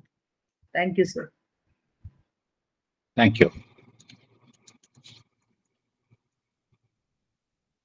Community, நாம் எல்லோரும் ஒரு கம்யூனிட்டியில் இருக்கிறோம். Nation அப்படிங்கிற ஒரு கம்யூனிட்டியில் இருக்கிறோம். Humanity அப்படிங்கிறது ஒட்டுமொத்த ஒரு அமைப்பு. அதில் டிஃப்ரெண்ட் கம்யூனிட்டிஸில் தானே இருக்கிறோம். ஆரோவில் அப்படிங்கிற ஒரு கம்யூனிட்டி இருக்குது. அதே போல் ஆஷ்ரம் கம்யூனிட்டி அப்படின்னு இருக்குது. டிஃப்ரெண்ட் சின்ன சின்ன லெவலில் அது கம்யூனிட்டி இருக்குது. பெரிய லெவலில் தேசம், நேஷன் அப்படிங்கிற ஒரு கம்யூனிட்டி இருக்குது. இந்த கம்யூனிட்டி அப்படிங்கிறது ஒரு இன்டர்மீடியரி அமைப்பு தானே, இடைப்பட்ட அம்சம் தானே. ஒட்டுமொத்த ஹியூமனிட்டி, மனிதகுலம் அப்படிங்கிறது ஒட்டுமொத்த அமைப்பு. இண்டிவிஜுவல் அப்படிங்கிறது தனிப்பட்ட அமைப்பு. இது ரெண்டுக்கும் இடையில இருக்கிற ஒரு இடைப்பட்ட ஒரு அமைப்பு தான் அந்த கம்யூனிட்டி அப்படிங்கிறது. அது வந்து ஒரு இன்டர்மீடியரி, இண்டிவிஜுவலுக்கும் ஹியூமனிட்டிக்கும் இடையில இருக்கக்கூடிய ஒரு இடைப்பட்ட ஒரு அமைப்பு. எதற்காக இந்த இடைப்பட்ட அமைப்பு தேவை? இந்த இடைப்பட்ட அமைப்பு என்பது இல்லாமல் இருக்கலாமே இல்லையா? அந்த ஒரு கேள்வி வருது. எதற்காக தேசம் அப்படின்னு இருக்கணும், ஏதோ ஒரு கம்யூனிட்டி அப்படின்னு இருக்கணும்? அது மாதிரி இல்லாமலே இருக்கலாமே. எதற்காக இருக்கின்றது என்றால், அந்த மனித குலம் என்கின்ற ஒரு ஒட்டுமொத்த அமைப்பையும், தனி மனிதன் என்கின்ற ஒரு அமைப்பையும் பரஸ்பரம் ஒன்றுக்கு ஒன்று உதவவும் ஒன்றுடன் ஒன்று இணைந்து செயல்பட்டு ஒன்றினை ஒன்று பூர்த்தி செய்யவும் இந்த இடைப்பட்ட சாதனம் அமைகின்றது. உதாரணத்துக்கு எடுத்துக்கலாம், ஒரு நேஷன் அப்படிங்கிறது இருக்கு, ஒரு தனிப்பட்ட இண்டிவிஜுவல் அப்படிங்கிறது இருக்கிறாங்க. இந்த நேஷன் அப்படிங்கிறது என்ன செய்கின்றது? மற்ற தேசத்துடன் ஒரு உறவை வளர்த்துக் கொள்கின்றது, சில விதிமுறைகளை அமைக்கின்றது. அதன் மூலமாக என்ன நடைபெறுகின்றது? இந்த தேசத்தில் இருக்கிறவங்க இன்னொரு தேசத்தில் இருக்கக்கூடிய நபர்களுடன் நம்ம ஒரு பேசிக் கிரவுண்ட் ஒர்க், விதிகளின் அடிப்படையில் நாம் தொடர்பு கொள்கின்றோம். ஆகையினால அந்த ஒட்டுமொத்த மனிதகுலம், இந்த உலகம் என்கின்ற மனிதகுலம் என்பதனுடன் நாம் தொடர்பு கொள்வதற்கு நாம் சார்ந்துள்ள தேசம் என்பது நமக்கு உதவி செய்கின்றது இல்லையா? அதுக்கு தான் வந்து இந்த இடைப்பட்ட அமைப்பு தேவை அப்படிங்கிறார். அதனால தனிமனிதன் என்பவன் இந்த மனிதகுலம் என்கின்ற அமைப்பினுள் வாழும் ஒரு அமைப்பாக இருக்கின்றான். அதே போல மனிதகுலமும் அந்த தனிமனிதனின் மூலமாகத்தான் இயங்குகின்றது, ஒன்றுடன் ஒன்று இணைந்து இயங்குகின்றது. மனிதகுலம் என்பது தனிமனிதனே இல்லை அப்படின்னா மனித குலமே கிடையாது. தனி மனிதர்கள் எல்லாம் சேர்ந்துதான் மனித குலத்தை உருவாக்குகின்றார்கள். இது வந்து ஒரு ஒன்றுடன் ஒன்று கலந்த அமைப்பு.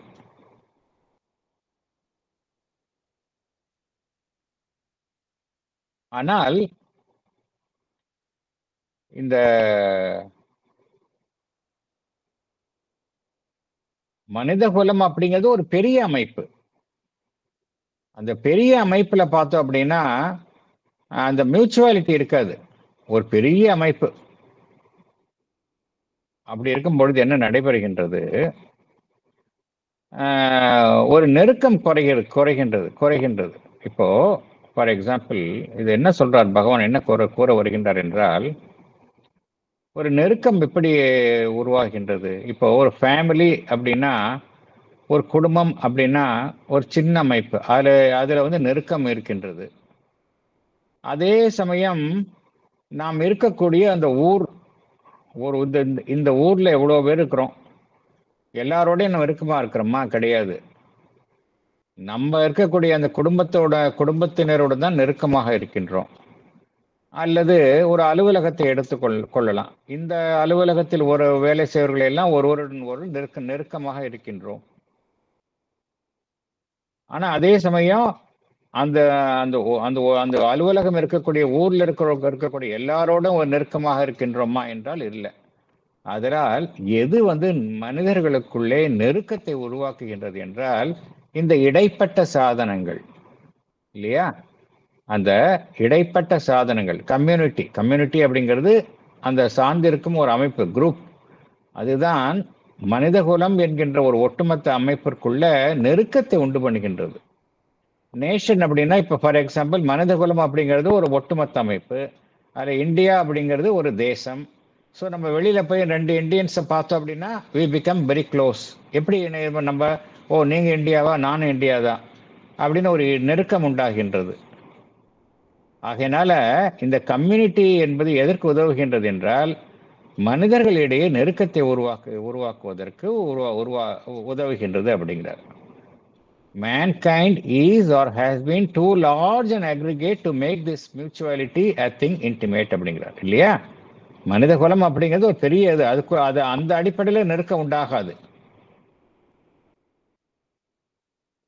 இன்டர்மீடியட் குரூப்ஸ் அண்ட் அக்ரிகேட்ஸ் தான் இந்த தேவையை பூர்த்தி செய்து அப்படிங்கிறார். Intermediate groups and aggregates must still exist for the purpose of mass differentiation and the concentration and combination of varying tendencies in the total human aggregate அப்படிங்கிறார். ஏன் வந்து தேசம் அப்படின்னு இருக்கணும், நிறைய குரூப்ஸ் இருக்குது, ஏன் இருக்கு அப்படின்னா, இதெல்லாம் இன்டர்மீடியட் குரூப்ஸ் இல்லையா? எதனால இருக்கு அப்படின்னா இந்த ஒரு மாஸ் டிஃபரன்சியேஷன். இந்தியன்ஸ்னா ஒரு மாதிரி இருக்கிறோம், யூரோப்பியன்ஸ்னா ஒரு மாதிரி இருக்கிறோம், அமெரிக்கன்ஸ்னா ஒரு மாதிரி இருக்கிறாங்க. ஸோ டிஃபரன்சியேஷன், மாஸ் டிஃபரன்சியேஷன் பார்க்குறோம். தமிழ்நாட்டை சேர்ந்தவங்க ஒரு மாதிரி இருக்கிறாங்க, வட இந்தியர்கள் ஒரு மாதிரி இருக்கிறாங்க. ஒரு மாஸ் டிஃபரன்சியேஷன் அங்கே பார்க்குறோம். அதே போல் இந்தியர்கள் என்றால் அந்த இடத்துல வந்து ஒரு குறிப்பிட்ட இயல்புகள், இந்த இடத்துல ஒரு இங்கே இந்தியர்கள் என்றால் அவர்களுக்கென்றே வகுக்கப்பட்ட சில அடிப்படை விதிகள், இந்த அடிப்படையில் தான் எல்லாருமே செயல்படுகின்றோம். நம்ம தேசத்தில் இந்தியான்னு அப்படின்னு எடுத்துக்கொண்டால் எல்லாருமே இந்தியன் அப்படின்னா சில இந்தியன் நம்ம தேசத்திற்கென்றே சில விதிகள் இருக்கின்றன. அந்த விதிக்கு உட்பட்டு தான் அனைவரும் செயல்பட வேண்டும். ஸோ அப்படி ஒரு தேசம் இல்லை ஒரு கம்யூனிட்டி அப்படின்னு எடுத்துக்கொண்டால் என்ன நடைபெறுகின்றது? கான்சன்ட்ரேஷன் வருது. அப்புறம் எல்லாமே வந்து மனிதர்களுக்கு இடையே இருக்கக்கூடிய பல்வேறு போக்குகள், வேரியஸ் டெண்டன்சிஸ், அதெல்லாம் வந்து ஒருங்கிணைக்கப்படுகின்றன. ஸோ இதெல்லாம் எப்படி சாத்தியமாகின்றது என்றால் மனிதகுலம் என்கின்ற ஒரு அமைப்பு ஒட்டுமொத்தமாக இருந்தாலும் அதற்குள் இந்த கம்யூனிட்டி என்கின்ற ஒரு குழு போன்ற அமைப்பு என்பது இதற்கெல்லாம் உதவுகின்றது. அதனால்தான் இங்கே பகவான் என்ன கூறுகின்றார்? Therefore the community has to stand for a time to the individual for humanity. அதனால கம்யூனிட்டி அப்படிங்கிற ஒரு அமைப்பு ஒரு இந்த காலகட்டத்தில் தேவைப்படுது. இப்போ ஏன் பகவான் வந்து சொல்றாரு இப்படி? Therefore the community has to stand for a time அப்படிங்கிறார். ஃபார் அ டைம்னா இப்போதைக்கு, to the individual for the humanity. ஒட்டுமொத்த மனித குலத்தினுடைய பிரதிநிதியாக எது நமக்கு தேவைப்படுகின்றது? இப்போதைக்கு நான் சார்ந்துள்ள கம்யூனிட்டி, அது அது தேவைப்படுகின்றது. Even at the cost of standing between him and it. அது என்ன செய்கின்றது? நம்மை ஒட்டுமொத்த மனிதகுலம் என்கின்ற உணர்வை அடைவதற்கு அது தடையாக இருக்கின்றது. அது உண்மைதான். அப்படி இருந்தால் அது நம்மை ஒரு வரையறைக்குள் வைத்துக் கொள்கின்றது. நம்ம இந்தியன் தான் பார்க்குறோமே ஒழிய அந்த உலகத்தினுடைய பிரஜை அப்படிங்க நான் பார்க்கறது இல்லை. ஒரு எல்லைக்குள் தான் நம்ம பார்க்குறோம். இதுக்கும் மோசமாக போனோம்னா இன்னும் மதம், ஜாதி, இந்த ஊரை சேர்ந்தவன், இந்த அமைப்பை சார்ந்தவன், இப்படிலாம் லிமிட் பண்ணிக்கிறோம் நம்மை. ஆனால் இந்த கம்யூனிட்டி அப்படிங்கிற ஒரு அமைப்பு தற்காலத்திற்கு தேவைப்படுகின்றது அப்படிங்கிறார். Therefore the community has to stand for a time to the individual for humanity அப்படிங்கிறது ஒரு தேவைப்படுகின்றது அப்படிங்கிறார். ஏன் தற்காலிகமாக அப்படிங்கிறாருன்னா இறுதியாக எது நமக்கு தேவைன்னா, இந்த உலகமே ஒரு குடும்பம், வசுதேவ குடும்பகான்னு படிக்கிறோம் இல்லையா, அதுதான் தேவை. உலகமே ஒரு குடும்பம் அப்படிங்கிற அமைப்பு வர்ற வரைக்கும் இந்த இடைப்பட்ட அமைப்பு தேவை அப்படிங்கிறார். இந்த நேஷன்ஸு, இந்த கம்யூனிட்டிஸ் என்பது தற்காலிகமாக அதனுடைய அவசியம் தற்காலிகமாக தேவைப்படுகின்றது அப்படிங்கிறார். ஆனால் இங்கே ஒரு எச்சரிக்கையை பகவான் குறிப்பிடுகின்றார். அதற்காக ஒரு கம்யூனிட்டி இருக்கலாம், ஒரு சொசைட்டி இருக்கலாம், ஒரு தேசம் இருக்கலாம். அதனுடைய வளர்ச்சி முக்கியம்தான், அதனுடைய முழுமை முக்கியம்தான். அது மாபெரும் நிலையை அடைய வேண்டும், மிகப்பெரிய நிலையை அடைய வேண்டும் என்பது முக்கியம்தான். ஆனால் தனிமனிதனை புறந்தள்ளிவிட்டு வெறும் இந்த குழு, இந்த கம்யூனிட்டி, அதனுடைய வளர்ச்சி மாத்திரமே முக்கியம் என்று நினைப்பது தவறு அப்படிங்கிறார். என்னதான் அந்த ஒட்டுமொத்த அமைப்பு சமுதாயத்தினுடைய வளர்ச்சி என்பது முக்கியமாக இருந்தாலும் தனி மனிதனுடைய அந்த நலனுக்கு எதிராக அந்த சமுதாயம் வளர்ச்சி அடைவது என்பது ஒரு உண்மைக்கு புறம்பான செயலாகும் அப்படிங்கிறார். The absolute claim of the community, the society or the nation to make its growth, perfection, greatness the sole object of human life, or to exist for itself alone as against the individual and the rest of humanity, to take arbitrary possession of the one and make the hostile assertion of itself against the other. அதாவது ஒன்றை சார்ந்து ஒரு தீவிரமான ஒரு நிலைப்பாடை எடுத்து மற்றவைக்கு எதிராக ஒரு நிலைப்பாட்டை எடுப்பது என்பது தவறு அப்படிங்கிறார். whether defensive or offensive, the law of its action in the world. This attitude of societies, races, religions, communities, nations, empires is evidently an aberration of the human reason. இப்போ சில கம்யூனிட்டிஸ்ல பார்த்தோம்னா சில பார்க்குறோம், மிலிட்டரி ரூல் டிக்டேட்டர்ஷிப் கண்ட்ரிஸ் எல்லாம் பார்க்குறோம், communist கண்ட்ரிஸ்ல பார்க்குறோம். அங்க என்ன சொல்றாங்க? அந்த சமுதாயம் தான் முன்னேறணும், அதுதான் முக்கியம். அங்க தனி மனிதனுடைய நலம் முக்கியம்தான், இல்லைன்னு சொல்ல வரல. ஆனா அவங்க என்ன சொல்லுவாங்க அப்படின்னா, ஃபர்ஸ்ட் ப்ரையாரிட்டி இங்க இதுதான். தனி மனிதனுடைய ஒரு நலன் பாதிக்கப்பட்டாலும் இந்த சமுதாயம் வளர வேண்டும் அப்படிங்கிற ஒரு நோக்கத்துல ஒரு கம்யூனிட்டி ஒரு சமுதாயம் செயல்படும் என்றால் அது மிகவும் தவறு அப்படிங்கிறாங்க. எப்படி ஒரு தனி மனிதன் தன்னுடைய சுயநலத்திற்காக மற்றவர்களுடைய நலனை கருத்தில் கொள்ளாமல் தன்னுடைய முன்னேற்றத்தை மாத்திரமே கருத்தில் கொண்டு செயல்படுவது ஒரு தவறான விஷயமோ, அதே போல ஒரு சமுதாயம் ஒரு தனி மனிதனுடைய நலனை புறக்கணித்து விட்டு தன்னுடைய வளர்ச்சிக்கும் நலனுக்கும் மாத்திரமே செயல்படுவது அதுவும் தவறு. அதுவும் ஒரு உண்மையை நம்ம உண்மையை திரித்து உண்மையை திரிக்கும் ஒரு செயலாகும் அப்படிங்கிறார். டிஃபார்மேஷன் ஆஃப் ட்ரூத் என்று பகவான் குறிப்பிடுகின்றார். இதில் என்ன முக்கியம் அப்படின்னா 3 விஷயங்களை பகவான் சொல்றார்.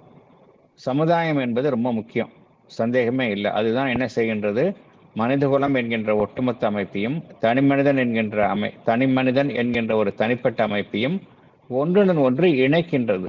ஒன்றுடன் ஒன்று பரஸ்பரம் அது உதவி புரிகின்றது. அதே சமயம் அந்த சமுதாயம் என்பது தன்னுடைய வளர்ச்சியை மாத்திரமே கருத்தில் கொண்டு ஒரு தனி மனிதனுடைய நலனை புறக்கணிக்க முடியாது.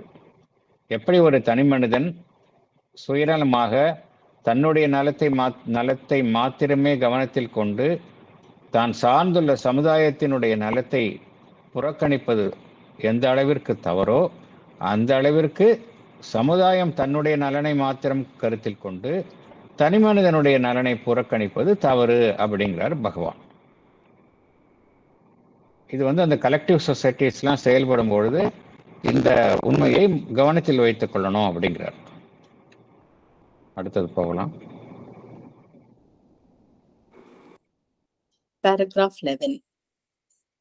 The truth deformed into this error is the same with the community as with the individual. The nation or community is an aggregate life that expresses the self according to the general law of human nature and aids and partially fulfills the development and the destiny of mankind by its own development and the pursuit of its own destiny according to the law of its being and the nature of its corporate individuality.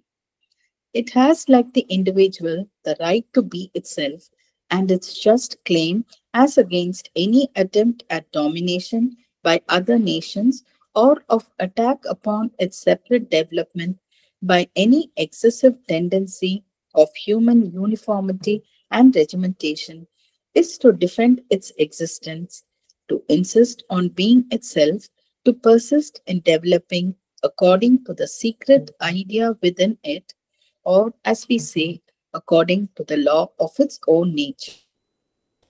This right it must assert not only or even principally for its own sake, but in the interests of humanity. For the only thing that we can really call our rights are those conditions which are necessary to our free and sound development, and that again is our right because it is necessary to the development of the world and the fulfillment of the destiny of mankind. Yes, படிங்க. Thilagavathi madam mic சரியில்லை. வேற யாராவது படிக்கிறீங்களா? படிங்க. The nation salient. Thilagavathi madam உங்க mic of பண்ணுங்க, ஏதோ problem இருக்கு. Salient points. The nation or community is an aggregate life that expresses the self according to the general law of human nature. It aids on partially fulfills the development and destiny of mankind by its own development and the pursuit of its own destiny according to the law of its being. Like the individual, it has a right to be itself and to defend its existence against the domination by another nation or community, or it has a right to develop according to the secret law of its own nature. It must exercise this right not only for its own sake but in the interest of humanity. We can call our rights only those conditions which are necessary to our free and sound development, and because they are necessary to the development of the world and the fulfillment of the destiny of mankind. Thank you, sir. Thank you. Thank you.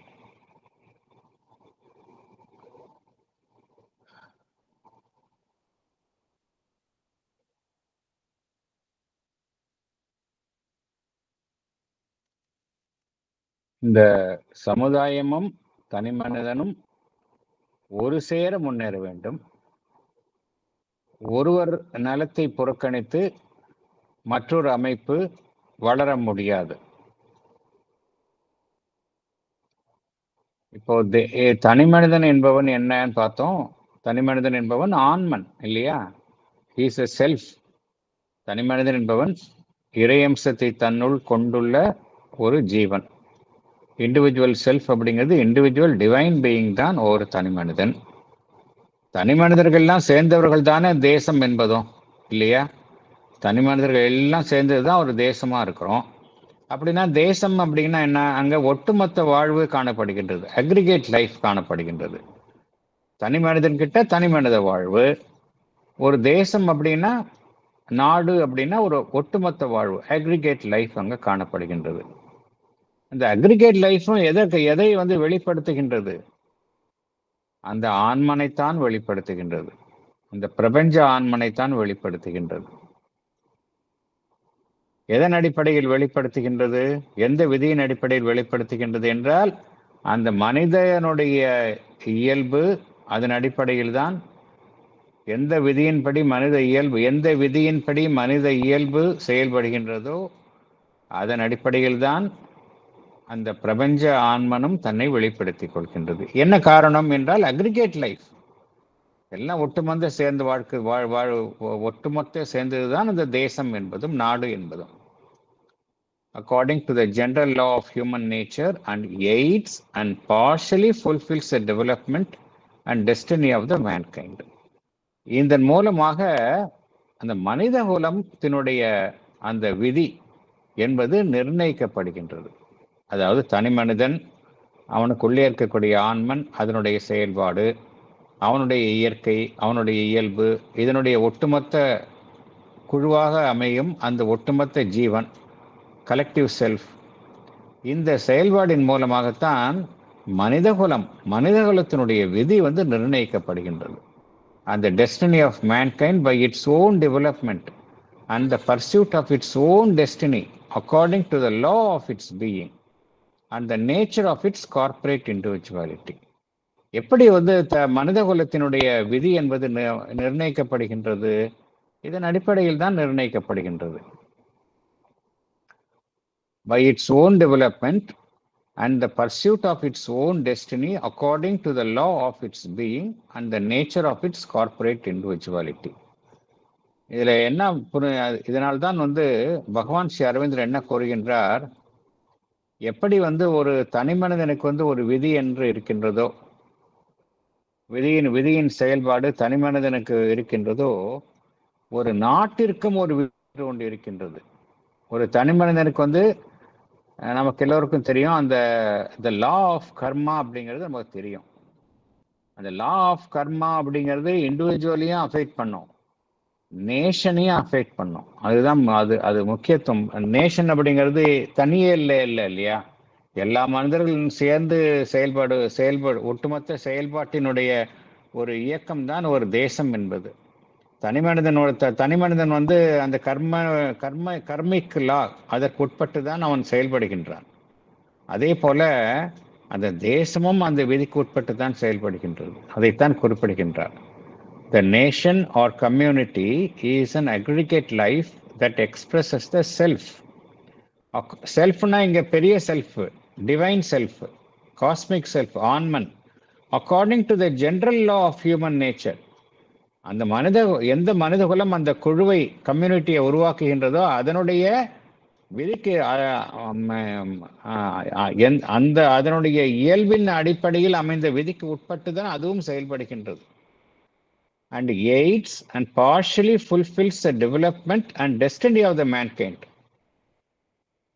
இதெல்லாம் செயல்பட்டுதான் மனிதகுலம் என்பதனுடைய விதி வந்து நிர்ணயிக்கப்படுகின்றது. By its own development and pursuit of its own destiny. அந்த ஒட்டுமொத்த community இருக்கு இல்லையா, அதனுடைய வளர்ச்சி, அதனுடைய எந்த இலக்கை நோக்கி செல்கின்றதோ அந்த இலக்கை நோக்கி செல்லுதல், இதெல்லாம் ஒட்டுமொத்த இதை அனைத்தும் சேர்ந்த ஒரு ஒட்டுமொத்த செயல்பாட்டின் மூலமாகத்தான் மனிதகுலம் என்கின்ற ஒரு அமைப்பினுடைய செயல்பாடு அல்லது இலக்கை நோக்கி செல்லுதல் என்பது தீர்மானிக்கப்படுகின்றது. இப்ப தனி மனிதன் எப்படி இருக்க, தனி மனிதனுடைய விதிகள் மதிக்கப்பட வேண்டும் என்பதை பார்த்தோம். தனி மனிதனுக்கென்றே விசேஷமான ஒரு இண்டிவிஜுவாலிட்டி இருக்கு. அவனுக்குள்ள ஒரு இறை ஆன்மன் இருக்கின்றது. அதனுடைய இயல்பான வளர்ச்சிக்கு உதவும் வகையில் சமுதாயம் அமைய வேண்டும். தனி மனிதனை கட்டுப்படுத்தக்கூடாது என்றெல்லாம் பார்த்தோம். இது தனி மனிதனுக்கு இந்த விதி எந்த அளவுக்கு பொருந்துகின்றதோ அதே போல அந்த கம்யூனிட்டி, அந்த சமுதாயத்திற்கும் இதே விதி பொருந்தும் அப்படிங்கிறார். It has like the individual the right to be it self. ஒரு சமுதாயம், ஒரு தேசம் அப்படி இருக்குன்னா அதுக்கு அது எதுவாக இருக்கின்றதோ அதுவாக இருப்பதற்கு அதுக்கு அனைத்து உரிமையும் உண்டு. அதனுடைய நியாயமான கோரிக்கைகள் அனைத்தும் நிறைவேற்றப்பட வேண்டும். ஒரு தேசம் இன்னொரு தேசத்தை அதன் மேல ஒரு ஆதிக்கம் செலுத்த முடியாது. என்ன காரணம் அப்படின்னா, ஒரு தேசம் அப்படின்னு எடுத்துக்கிட்டோம் அப்படின்னா அது வெறும் தேசம் இல்லை, அது தனிப்பட்ட ஆன்மாக்களினுடைய ஒரு கூட்டமைப்பு தான் ஒரு தேசம். இங்க பகவான் பேசுறது எல்லாம் பார்த்தோம் அப்படின்னா நம்ம வழக்கமான கண்ணோட்டத்துல பேசல. அவர் ஆன்ம ரீதியா தான் எல்லாத்தையும் பார்க்கிறார். தனிப்பட்ட மனிதன் என்பவன் ஆன்மன். அவன் சார்ந்திருக்கும் நாடு என்பது, அந்த குழு என்பது ஒரு ஒட்டுமொத்த ஆன்மன். அதனால எல்லா நிலைகளிலும் அந்த சுதந்திரம் இருக்க வேண்டும் அப்படிங்கிறார். ஒரு தேசம் மற்றொரு தேசத்தை டாமினேட் செய்யக்கூடாது அப்படிங்கிறார். அதிகாரம் செய்யக்கூடாது, கட்டுப்படுத்தக்கூடாது அப்படிங்கிறார். ஒரு தேசத்தினுடைய தனிப்பட்ட வளர்ச்சியை மற்றொரு அமைப்பு பாதிக்கும் வகையில் நடந்து கொள்ளக்கூடாது அப்படிங்கிறார். ஒவ்வொரு தேசமும் பார்த்தோம் அப்படின்னா அதனுடைய தனிப்பட்ட இருப்பை பாதுகாத்து கொள்ள அனைத்து உரிமையும் அதற்கு உண்டு. அது எதுவாக இருக்க விரும்புகின்றதோ அவ்வாறு இருப்பதற்கு அதற்கு அனைத்து உரிமையும் உண்டு. அதே போல ஒவ்வொரு தேசத்திற்கு உள்ளும் பார்த்தோம் அப்படின்னா எப்படி தனிமனிதனுக்கு உள்ள ஒரு சுதர்மம் சுபாவம் இருக்கின்றதோ அதே போல ஒவ்வொரு தேசத்திற்கு உள்ளேயும் ஒரு ஏற்கனவே தீர்மானிக்கப்பட்ட ஒரு விதி இருக்கின்றது. ஒரு சீக்ரெட் ஐடியா, இறை விதி இருக்கின்றது. இந்த தேசம் இப்படிதான் வளரணும் அப்படிங்கிற ரீதியில தீர்மானிக்கப்பட்ட ஒரு மறைமுகமான ஒரு விதி இருக்கின்றது, ஒரு எண்ணம் இருக்கின்றது. அதன்படிதான் அந்த தேசம் வளரும். இதற்கு வேற எங்கேயும் போக வேணா, நம்ம இந்தியா தான் இதற்கு ஒரு மிகப்பெரிய எடுத்துக்காட்டு. இந்தியா ஏன் இவ்வளவு பெரிய ஆன்மீக புருஷர்களை தாங்கி இருக்கின்றது? வேறு எந்த உலகத்துல வேறு எங்கேயுமே இது மாதிரி கிடையாது. எத்தனை ஆன்மீக புருஷர்கள் இருக்கின்றார்கள் அப்படின்னு என்ன அர்த்தம்? இந்தியாவுக்கு என்ற ஒரு விதி இருக்கின்றது. அதன் அடிப்படையில் இந்தியா செயல்பட முடியும். வேற ஒரு கண்ட்ரி போல நம்ம இந்தியா செயல்பட முடியாது. அதே நம்ம எல்லாரும் அரசியல்வாதிகளும் புரிஞ்சுக்கணும், எல்லாரும் புரிஞ்சுக்கணும். India has its own destiny. இந்தியாவிற்கென்றே வகுக்கப்பட்டுள்ள ஒரு விதி, ஒரு இறை விதி ஒன்று இருக்கின்றது. அதுதான் வழிநடத்தி செல்கின்றது. இதைத்தான் பகவான் குறிப்பிடுகின்றார், சீக்ரெட் ஐடியா அப்படிங்கிறார். ஐடியா அப்படிங்கிறத கேபிட்டல்ஸ்ல குறிப்பிடுகின்றார். ஒவ்வொரு தேசத்திற்குள்ளும் ஒரு சீக்ரெட் ஐடியா இருக்கு, அதன்படிதான் அது வளர்ச்சி வரும் அப்படிங்கிறார். அதனுடைய சுபாவத்திற்கு ஏற்ப, அந்த விதிக்கு ஏற்ப ஒவ்வொரு தேசமும் வளர்ச்சி அடையும் அப்படிங்கிறார், வளரும் அப்படிங்கிறார். இது ஒவ்வொரு தேசத்திற்கும் வழங்கப்பட்டுள்ள ஒரு அடிப்படை உரிமை அப்படிங்கிறார். இதை ஒவ்வொரு தேசமும் வலியுறுத்த வேண்டும். இதை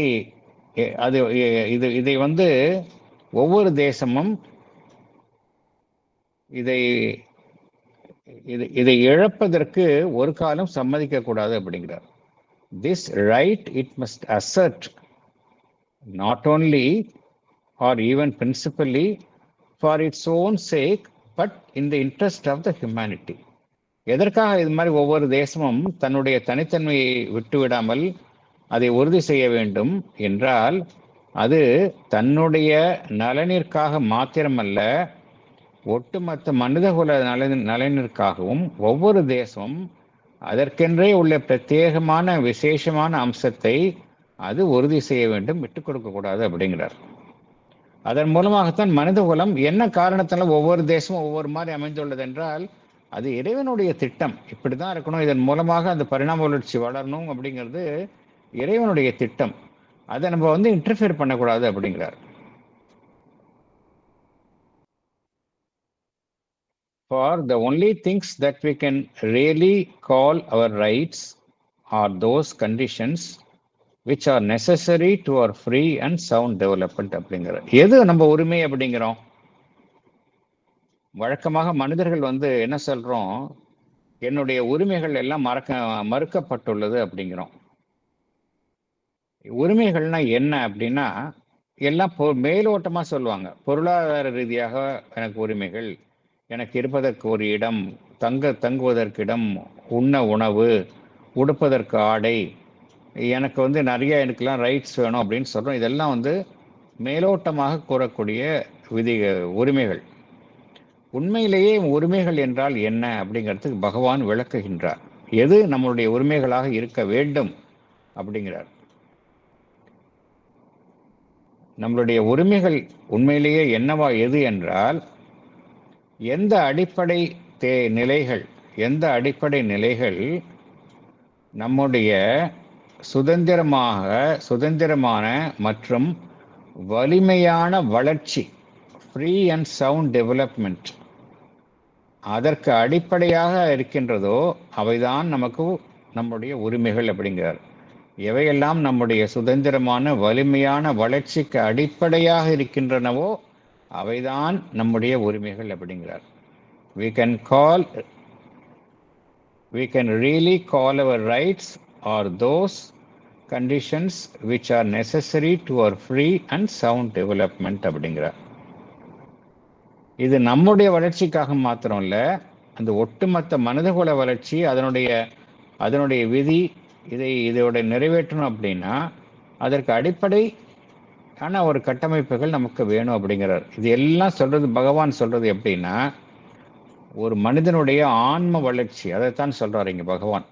ஒரு தனி மனிதனுடைய ஆன்ம வளர்ச்சி, அதனுடைய பூர்ண சுதந்திரம், அதில் எதுவும் தலையிடக்கூடாது. சமுதாயம் வந்து தனி மனிதனுடைய அந்த ஆன்ம வளர்ச்சியில தலையிடக்கூடாது. அவன் சார்ந்திருக்கும் சமுதாயம் என்பது தனிப்பட்ட ஆன்மாக்களினுடைய ஒரு கூட்டான ஒரு அமைப்பு, அதனுடைய வளர்ச்சியும் தடைபடக்கூடாது.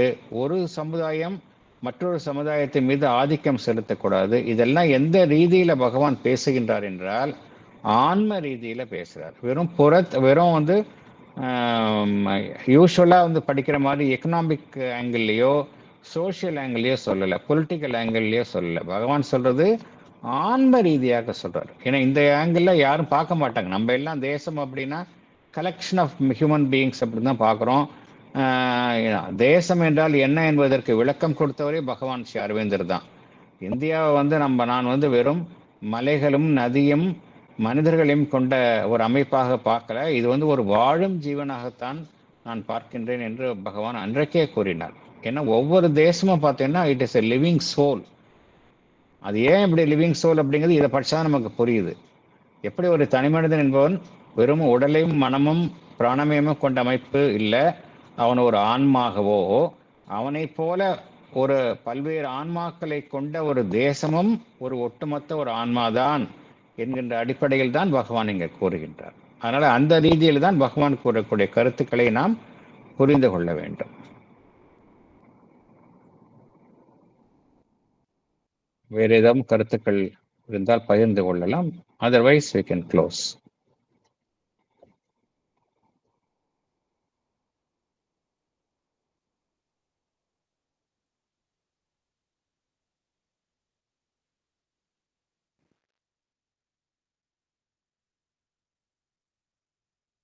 Excuse me, sir. சொல்லுங்க சார். Para 11ல செகண்ட் சென்டென்ஸ் அவர் முடிக்கும் போது அந்த nature of its corporate individuality அந்த யூசேஜ் ரொம்ப டிஃபரெண்டா இருக்கு. ஷேர் பண்ணிக்கணும். அதாவது அந்த கம்யூனிட்டி லெவல்ல உள்ள இண்டிவிஜுவாலிட்டி அவர் கார்பரேட் இண்டிவிஜுவாலிட்டி அப்படிங்கிற நேஷனல் லெவல்ல கம்யூனிட்டி லெவல்ல very different usage. It's a different coinage. இப்போ நான் இருக்கிறேன் அப்படின்னா எனக்கு ஒரு இண்டிவிஜுவாலிட்டி இருக்குது. இந்தியா அப்படின்னா இந்தியாவுக்கு ஒரு இண்டிவிஜுவாலிட்டி இருக்கா இல்லையா? இந்தியா விட்டுருங்க. ஃபார் எக்ஸாம்பிள் யூ டேக் ஆரோவிலுக்கு ஒரு இண்டிவிஜுவாலிட்டி இருக்கு. ஆமா. ஆஷ்ரம் அப்படின்னா ஆஷ்ரம் கம்யூனிட்டிக்கு ஒரு இண்டிவிஜுவாலிட்டி இருக்கு. அதுதான் கார்ப்பரேட் இண்டிவிஜுவாலிட்டி. அது நம்ம மாடர்ன் யூசேஜும் பண்றோம். இப்போ மாடர்ன் நம்ம வந்து கார்ப்பரேட் கல்ச்சர் அப்படிங்கிறோம். இதுதான் எங்களுடைய கார்ப்பரேட் கல்ச்சர் அப்படிங்கிறோம். ம். விசேஷமான ஒரு கல்ச்சர் எங்க கம்பெனில இருக்கு அப்படிங்கிறோம். ஸோ அது வந்து கார்ப்பரேட்னா என்ன ஆச்சும், இண்டிவிஜுவலை தாண்டிய ஒரு பெரிய நிலையை ஒரு அமைப்பை கொண்ட நிலையை ஆர்கனைசேஷன். கார்ப்பரேட் அப்படிங்கிறார். Thank you sir. தேங்க்யூ. வேற எதுவும் கருத்துக்கள் இல்லைன்னா க்ளோஸ் பண்ணிக்கலாம்.